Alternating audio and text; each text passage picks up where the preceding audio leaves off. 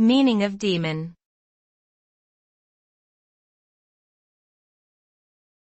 Daemon.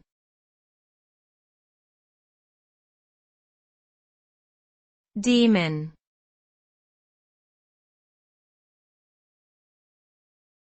Daemon.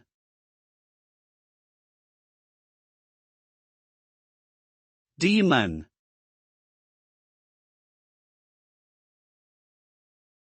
In computing, a daemon is a program that runs continuously in the background, typically waiting for events or requests to perform certain tasks.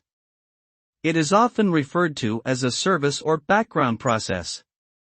Daemons are typically used for tasks such as managing system resources, handling network requests, or performing scheduled tasks.